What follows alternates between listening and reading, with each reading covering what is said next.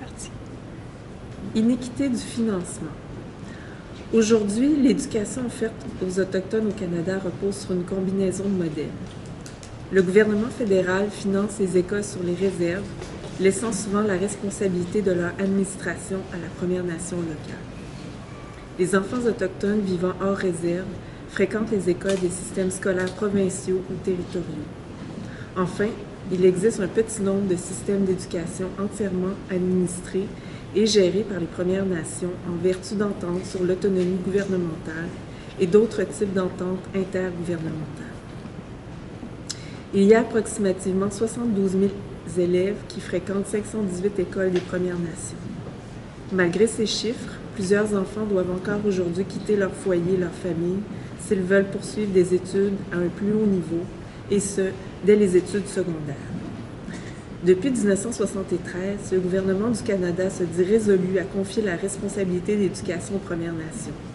Seulement, l'interprétation que fait le gouvernement du Canada de la responsabilité des Indiens est bien différente de la vision qu'en ont les Premières Nations. Pour le gouvernement, cela signifie confier la responsabilité des programmes éducatifs fédéraux aux Premières Nations, sans leur verser un financement adéquat ou leur déléguer l'autorité juridique nécessaire. De fait, lorsque le transfert des responsabilités a débuté, il ne devait engager aucune dépense additionnelle. Cela signifie que les écoles auparavant administrées par les Affaires indiennes et qui offraient déjà un enseignement de qualité inférieur à celui offert par les écoles provinciales étaient confiées aux banques des Premières Nations pour qu'elles les administrent, sans toutefois leur donner les moyens de les gérer efficacement. Conséquemment, le programme éducatif dans la majorité des écoles des Premières Nations est en fait identique à celui des écoles provinciales et territoriales. Cette approche ne diffère guère de l'approche qui avait été adoptée à l'époque des pensionnats indiens, lorsque les communautés indigènes n'avaient pas voix au chapitre concernant le contenu de l'enseignement offert à leurs enfants et la langue dans laquelle cet enseignement leur était transmis. La formule du financement des écoles des Premières Nations a été révisée la dernière fois en 1996 et ne tient pas compte de l'éventail des composantes éducatives de base et contemporaines qui sont nécessaires pour offrir une éducation de bonne qualité au 21e siècle, comme les technologies de l'information et des communications, les sports et les loisirs, les compétences linguistiques et les services de bibliothèque. Pire encore, depuis 1996, l'augmentation du financement alloué aux Premières Nations pour l'éducation a été plafonnée à 2 %, ce qui est insuffisant pour compenser l'inflation, la croissance démographique rapide des élèves autochtones.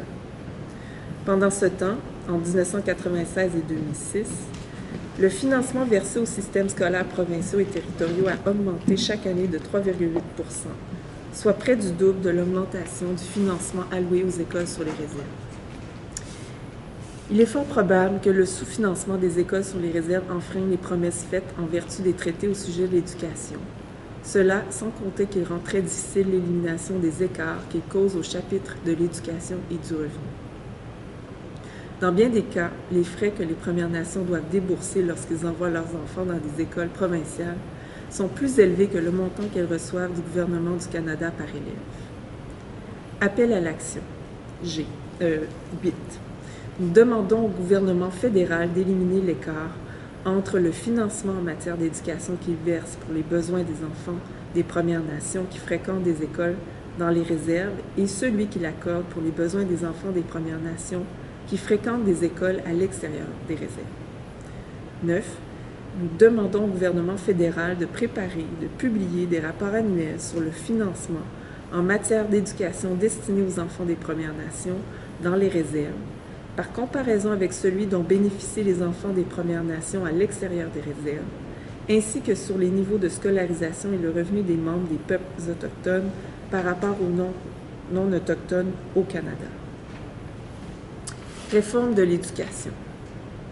Depuis 2011, 3 rapports d'importance sur l'éducation des Premières Nations arrivent à la conclusion que le statu quo est inacceptable et qu'une restructuration en profondeur s'impose sur la base des principes de l'autonomie gouvernementale, d'un programme éducatif adapté à la culture autochtone et d'un financement stable. Les 3 rapports conviennent que les Autochtones doivent être ceux qui dirigent et supervisent le processus de changement. En octobre 2013, le gouvernement publiait le texte de son projet de loi intitulé « Loi sur l'éducation des Premières Nations ». Le projet de loi n'offrait aucune garantie d'un financement accru, voire stable, des écoles des Premières Nations, laissant ces questions à être résolues au moyen de dispositions réglementaires, sans aucune assurance d'équité dans la distribution des ressources allouées pour éduquer les enfants des Premières Nations qui fréquentent des écoles des Premières Nations ou des écoles provinciales. En février 2014, le gouvernement du Canada et l'Assemblée des Premières Nations annonçaient qu'ils étaient entendus sur les nouveaux fondements d'une réforme et d'une législation relative à l'éducation des Premières Nations.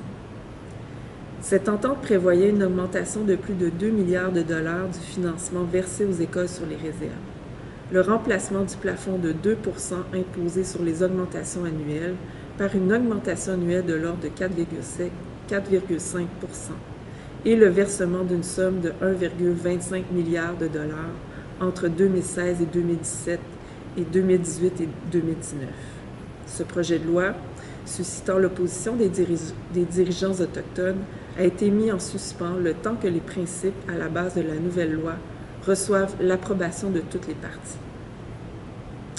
Après tout ce qu'elle a entendu de la part des milliers d'anciens élèves et membres de leurs familles partout au pays, la Commission est convaincue que toute nouvelle loi doit reconnaître l'importance de l'éducation dans le renforcement de l'identité culturelle des Autochtones et la mise en place des éléments nécessaires à la réussite. Albert Marshall, un ancien élève au pensionnat indien de Shubenacadie, en Nouvelle-Écosse, a fait valoir ce point avec fermeté auprès de la Commission. Le système d'éducation actuel a été conçu pour éradiquer complètement qui je suis et anéantir l'esprit indien qui me vient de mes ancêtres Mi'kmaq et qui est en moi.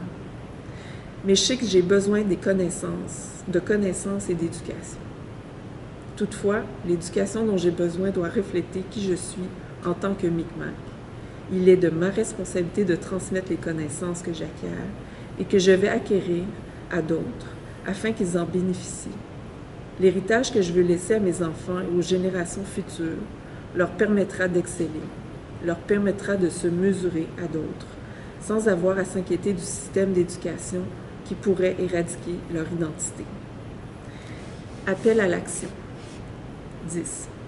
Nous demandons au gouvernement fédéral d'élaborer de nouvelles dispositions législatives sur l'éducation des Autochtones, avec la pleine participation et le consentement éclairé des peuples autochtones. Plus précisément, nous demandons à ce que ces dispositions comprennent un engagement à l'égard d'un financement suffisant et intègrent des principes qui se traduisent par la réalisation de ce qui suit. Fournir un financement suffisant pour combler les écarts mentionnés sur le plan des niveaux de scolarisation en une génération. Améliorer les niveaux de scolarisation et les taux de réussite. Élaborer des programmes d'études adaptés à la culture. Protéger le droit d'utiliser les langues autochtones, y compris en ce qui touche l'enseignement de telles langues dans le cadre de cours crédités. Voir à ce que les parents et la collectivité puissent assumer la responsabilité et le contrôle du système scolaire qui les concerne et à ce qu'ils soient tenus de rendre des comptes à cet égard, de manière semblable à la situation des parents dans le système scolaire public. Permettre aux parents de participer pleinement à l'éducation de leurs enfants. Respecter et honorer les relations découlant des traités, éducation des Métis et des Inuits. Les écoles provinciales et territoriales sont les seules options offertes aux élèves métis, aux autres enfants autochtones sans statut reconnu et aux enfants des Premières Nations et enfants inuits qui vivent hors réserve ou sur une réserve, mais qui fréquentent une école provinciale. Leurs résultats scolaires ne sont guère meilleurs que ceux des enfants qui fréquentent une école des Premières Nations sur une réserve ou dans leur communauté natale. Les conflits de compétences entre les gouvernements fédéral et provinciaux sur la responsabilité de l'éducation des Métis continuent de représenter un obstacle de taille, empêchant les Métis d'avoir le contrôle de l'éducation de leurs jeunes. La reconnaissance des compétences et des pouvoirs des Métis est toujours inexistante, même s'ils bénéficient de la même protection conférée par l'article 35 de la Constitution. Il en résulte que les enfants métis sont généralement éduqués dans le système scolaire public ou catholique, où les conseils scolaires ne sont pas précisément tenus responsables des besoins éducatifs des enfants métis. La Commission est d'avis que les ordres de gouvernement devraient consulter les parents, les communautés et les organismes nationaux métis afin d'offrir des programmes éducatifs adaptés à la culture métisse.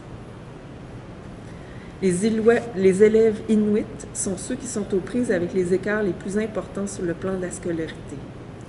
Un nombre disproportionnellement élevé des parents dans le Nord sont des survivants, des pensionnats indiens ou des survivants intergénérationnels.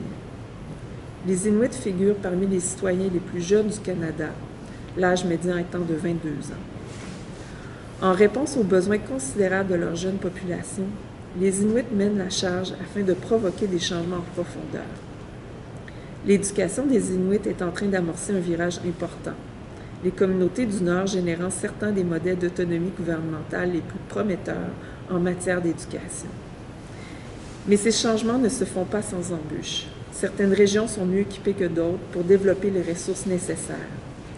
La pénurie d'enseignants bilingues est l'un des obstacles les plus difficiles à surmonter pour pousser plus loin l'éducation bilingue dans les écoles inuites, sans compter le matériel d'enseignement et de lecture insuffisant dans les langues inuites.